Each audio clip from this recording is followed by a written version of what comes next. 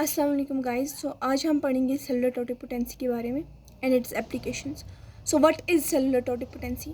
Cellular totipotency is the inherent ability, यानी कि naturally उनमें ये चीज़ होती है, of a single cell to divide and differentiate to form a complete plant और ऑर्गेनिज्म अंडर सूटेबल कंडीशंस। यानी कि अगर इसको हम नॉर्मली ऐसे समझाएंगे, लिविंग सेल हम लेते हैं, लिविंग सेल होता है, उसकी इनहेरेंट एबिलिटी यानी कि उसमें इनबिल्ट होती है वो एबिलिटी लिविंग सेल में। लिविंग सेल डिवाइड होता है एंड देन वो फिर डिफ्रेंशिएट आगे होता है, यानी कि अलग अलग पार्ट्स में फॉर्म होता है, डिफ्रेंशिएशन होती है और फिर अलग अलग ऑर्गेन्स बनते हैं of an any living organism और ऑफ प्लांट। लाइक ऑर्गेन्स में आएगा स्टेम, लीफ, रूट, शूट अलग से डेवलप होते हैं।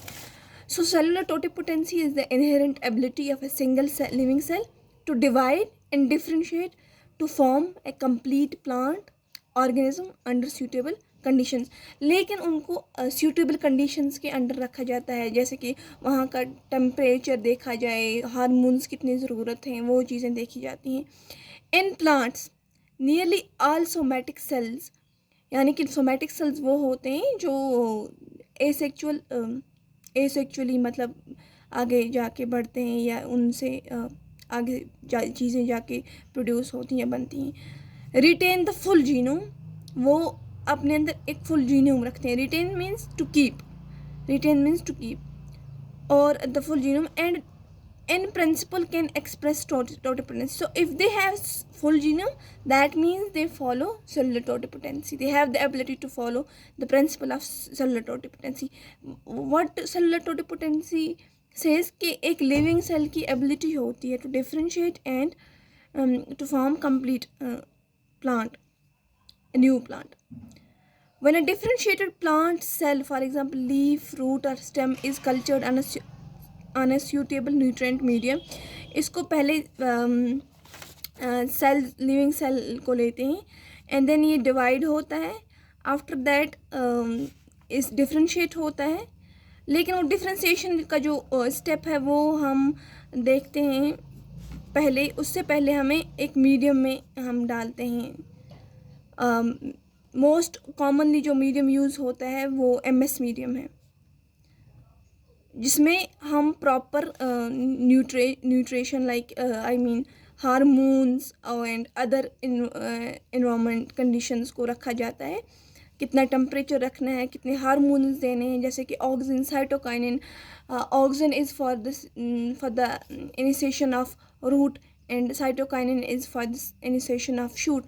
तो वो सारी चीज़ें देते हैं जब हम मीडियम में, तो वो एक सेल्स जब डिवाइड होते हैं वो एक मास बन जाता है, यानी बिना शेप के एक ढेर सा बन जाता है सेल्स का, और फिर आगे जाके रीडिफ्रेंशिएट होता है।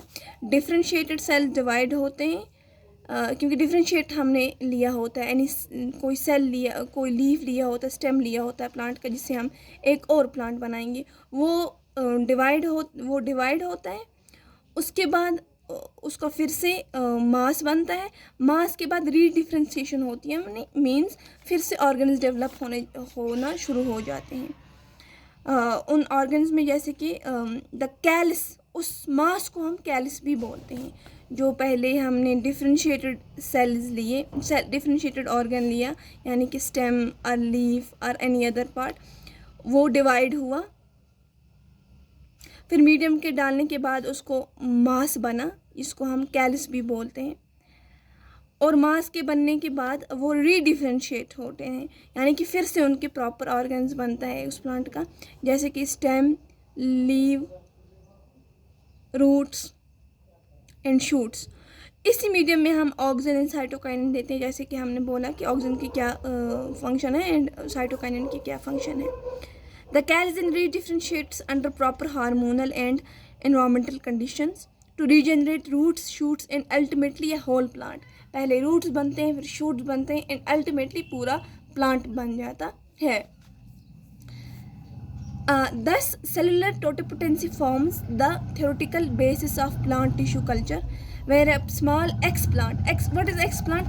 जब हम एक plant के कोई भी एक प्लांट का हम कोई भी पार्ट लेते हैं, जैसे कि स्टेम हो, लीफ हो या रूट हो, उसको जब हम लेते हैं फॉर द सेक ऑफ मतलब कल्चर करने के लिए, उस स्टेम, लीफ या रूट को कोई भी जो पार्ट लिया हो उसको हम एक्सप्लांट बोलते हैं। तो यहाँ पे यही बोला गया है कि सेलुलर टोटिपोटेंसी का मतलब ही यही है कि where a small explant give rise to an entire genetically identical plant. एक एक्स प्लांट से हमें एक entire complete genetically identified plant मिलता है। और जो फीचर्स हैं टोटिपोटेंट सेल के, यानी कि उसमें क्या क्या चीज़ें होनी चाहिए जो हम टोटिपोटेंट सेल लेते हैं, जीनोमिक कंप्लीटनेस होना चाहिए, उसमें जीनोम होना चाहिए और प्रॉपर जीनोम होना चाहिए। जैसे हमने यहाँ पे बोला, in plants nearly all somatic cells retain the full genome, यहाँ पे भी ये बात की गई है कि यानी कि सोमेटिक सेल जो हम लेते हैं उनमें फुल जीनोम होता है। So it's defining, it's mandatory कि उनके पास जीनोम जो है वो कंप्लीट होना चाहिए। The cell must have the complete genetic information of the organism. And फिर dedifferentiation and redifferentiation जो हमने पढ़ा, डिफ्रेंसिएशन पहले होती है, अलग अलग स्टेम डिवाइड होता है, मास बनता है जिसको हम कैलिस भी बोलते हैं, एंड फिर री डिफ्रेंसिएशन होती है, फिर से बनता है। Mature cells revert to meristematic like state and then differentiate into various tissues. अच्छा, regulation by hormone and environment, जो टोटिपोटेंट सेल की जो टोटिपोटेंसी की that expression of totipotency depends on oxygen, cytokinin, temperature, light and culture medium.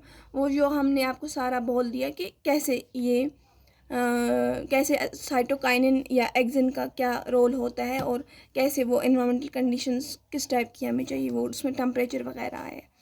तो अगर हम in general इसको हम साइक्लिक फॉर्म में देखें तो ये ऐसे है। एक्स प्लांट हमने लिया, x plant in nutrient medium, हमने मीडियम में डाला, कैलिस बना, यानी डिवीजन के बाद कैलिस बना, फिर एम्ब्रॉयड बनता है, फिर embryo and then plantlet. Plantlet means हम उस प्लांट को जब पॉट में डालते हैं सो दैट दे रूट्स अच्छे से डेवलप हो। एंड प्लांटलेट के बाद जो निकाला जाता है उसको फिर ज़मीन में रखा जाता है so that that plant can grow into a full complete plant, like that grown plant.